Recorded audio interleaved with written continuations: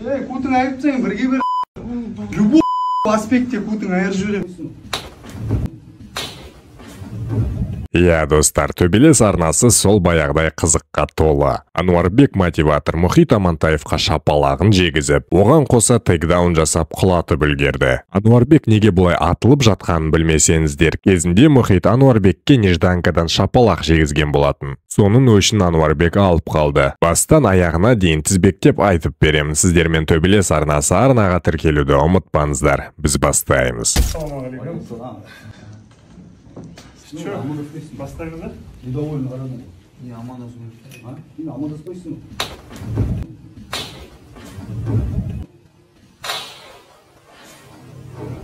Кім не десе де шапалақты әдемі жегізді Ануарбек. Өзінің кезіндегі өшін алды десе болады. Толық ерегестері мен төбелестерін менің телеграм арнамнан көре аласыздар. Сілтемесі осы бейненің төменгі жағында. Камера бәрі қосылып тұр, қай камераға тиіп? Міне. Мне нужна его голова. Мен оның басына келдім. Я заберу его весь хайп. Бүкіл ата-аналары, бүкіл боксерлары, ата-аналар әкеліп отыр ғой залға. Мен оны унижить етем деп айтпаймын. Унижить ете алмаймыз. Адамды унижить етпейді. Но я покажу ему, кто мощнее, кто кардио мықты, кімнің физикасы мықты, кімнің қандай аш екенін мен көрсетемін. Мен конкретно көрсетемін. Менде кәдімгі желание бар ғой, мощь бар ғой. Мен не тығып алсам да, не ішіп алсам да, ертең көресіздер еңді. Мен саған бәрін көрсетемін. Кардионың көкесін физически я тебя сломаю просто. Физически я тебя уже морально сломал. Сен көзінен көрініп тұр да, ты уже жанып кеттің бар ғой, жанып. Сен даланы көрген бала емессің ғой. Чисто домашний. Сен домашний баласың ғой, мүмкін домашний. Далға барасың, келесің, болды. А чисто далада туылесу, даланың өмірі сенде жоқ ондай. Неге? Потому что сенде жүрек жоқ. Сенде почка бар, слабый почка. Жүрегі құтақандай да, андай. А менде жүрек бар, неге? По жизни доказывал же. Да? Мен жүрген жолда сен жүрген жоқсың. Мен жүрген жолда сен жүре алмайсың. Если мен жүрген жолда сен түсетін болсаң мен барып асып қаласың. Так что мен айтайын жігіттер, қазір деген все, планы поменялись, мотиватор ашылды, мотиватор өте жақсы дайындықта. Мен новый версия мотиваторды көрсетемін. Мұнда мен шын айтайын, енді мен қанша осы төлесіп кулачкаде төлесіп келдім. Нет, кулачкаде қанша төлесіп келдім. Мен никогда индивидуально дайындалған жоқпын, шын айтайын. Мен өзім манағы бес раунд спарринг жасаймын, тренировка істеймін, индивидуально вообще дайындалмаппын бар. Қазір енді кардио жақсы болып кетті. Өзімді дәлелдеп Таиландқа кеттім. 2 бой ғой, 2 жас баланы ұтып алдым. Ертең ютубқа шығады, көресіңдер. Көресіңдер, кардио физиканы көресіңдер да. А мен функциональный 6 раунд жасадым, біреумен 6 раунд, екіншімен 6 раунд жасадым. Кардио физика бәрі мощный да. Жоқым тұрықтана, неужели мен мынаумен 8 раунд ебам, маған я не собираюсь проигрывать, шалғай ебай, кайфовать етіп берген, пожизненно, тренировка береді, дайындайды балдарды, но он никогда 10 раунд жасамаған тренировка істеп жүр. Ана, бұрын қызылған бұл төлесіп жүр ғой, жас балдармен, это не тренировка, ол просто камера ғой, минуттық, 2 минуттық, ана Али түсіреді, камераға түсіреді, сонымен бітеді Инстаграм. А чисто тренировка, өзім білесің ғой, мұхит, сбор, тренировка, это басқа тема. А сен қазір құсып жүрсің, мұхит. Көп нагрузка бермейсің, сен шалсың ғой, белі ұрады уже. Аккуратно тоже, білесің ғой. А бізге болады, мен уже турист берді адам, мен құсуды ұмытып қалдым уже. Баса бересің ғой. Ұйықтайсың сразу. Алысына, көшедес болсын, дәлелейсіз алысына. Иншалла, зрелищный бой болады.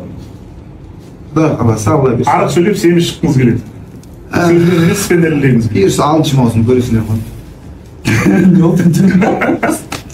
Сөйлеген осылай сөйлеу керек да. Ассалаумағалейкум, қазақ елі онда өтпейді қазір. Тексті былай жас сөйлеу керек да. Сен сөйле. Как она есть, ешін бе. Бізде рингте бар ғой, боксте жүріп сөйлеймін ертең. Боксте жүріп, мұхит не болды әйгіп? Бандажын көтеріп кетті. Гонорарыңыз қанша мысалға сіздің? Осы бойдан алады. Естейсің, бірақ мен гонорарым. Жоқ, осы жерде қарасаңыз, бірінші подкастта талқыладық қой. Мына Ануарбек мотиватор деген көтібок осынан бір апталдың мені Инстаграм желісіне, TikTok желісіне блокқа тыққан ағайын. И бір қарасам, уже блоктан шығартты да. Сәл чуть-чуть вахуй болып тұрмын. Жазғанда жоқпын. С какого х деп ше, мен неге блокқа шығарасың деп. Я знаю, ол маған жауап бермейді. Я даже знаю, почему. Потому что қорқат. Знает, что кто здесь король трэш-тока. Ладно, не суть. Бұл Көтібақтың құдай қалса 6 маусымда Мұхит Амантаевпен жекпе-жегі болады. И сол жекпе-жек болмай жатып, мен бұған бір ұсыныс тастамақшымын. Я знаю, ты меня смотришь. Екеуміз любой бір боксерский клубта жолықсақ, по правилам бокса, шлем, капа, перчатка киіп төбелессек, тұрып бере аласың ба? Бір раунд хотя бы. Бір раунд емес, хотя бы 10 секунд шыдап бере аласың ба менімен? По правилам бокса. Шыдасаң, тұрып берсең, мен сені мойындаймын, мықты екеніңді. Тұрмасаң... Короче, мына мультфильм Гелензак деген. Вот это другая тема, ежі. Мына әңгіме маған ұнап тұр. Заявление жазбайым. Получается, рингке кірем, бокс істеймін деп тұр ғой. Бокс істейтін болса, рингке кіріп, проблема жоқ. Просто мен оны далада ұстап алып, поступать етіп, талдыртпауға болатын еді да, просто ол үшін отыратын желание жоқ. А боксерский перчаткамен рингке шығып, бір раунд тұрып бер дейді да. Все, проблема жоқ. Вот это уже маған күшті да осы, маған ұнап тұр да осы әңгімесі. Осы әңгімесін күттім да мен. Все, мен Алматыға келем, трубканы алмай қалып жүрме, смотри, менің подписчиктеріме, өзім подписчиктеріңге сен обещать еттің, стойкада жасап берем деп. Болды. Алматыға келем, ісім семен болсын. Сосын жақсылап сені деген көтінді айырып, сосын көреміз. После қалай сөйлейтін видеода. Ассаламағалейкум. Қалайсыңдар?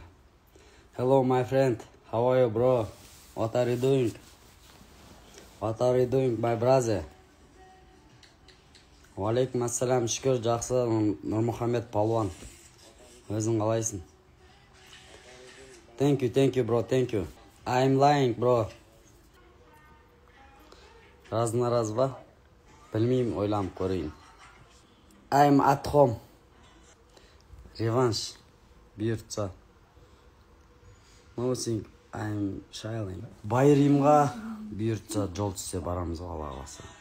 Келесі бойдан бұйыртса хабар болады ғой. Алейкум ассалам. Не ағып келіп қалдың дейді. Не істеймін енді? Ақша төлейсің ба маған? Соқта жатайын.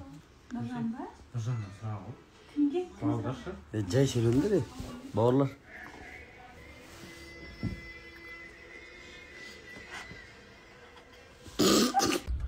Достар, мынандай нәрсе ғой. Мысалға, клеткада төбелесіп жүрген адам, ол клоун емес. Олай ақша тапқан адам тоже клоун емес та. Еркекке жарасады ол. Просто арам екенін мойындау керек ол. Клоундар клеткада төбелеспейді біріншіден. Хейтерларға ең ұнайтын нәрсе сен нокаут болуың бойда өліп тая жеуің, ертең соны бетіңе басу керек олар ше. Ол солмен кайф алады олар. Сол үшін сен наоборот соларға қарсы тұрып, жақсы тренировка жасап, жақсы бой көрсетіп, решениемен жеңілсең, это хуйня лежу не война дейді. Главный нокаутқа түспейтіндей халге жетсең, бет ауыз қанаса ол ешнәрсе емес, ол еркекке жарасады көгерсе ше. Главный сынбауың керексің ғой солардан ше. Ол тесік бастарға тазақ қойып жүре беруің керексің ғой. Олар сенің көтерілгенді қаламайды, наоборот, болмыш болып өмір сүргенді қалайды олар ше. До такой степени сондай ғой олар.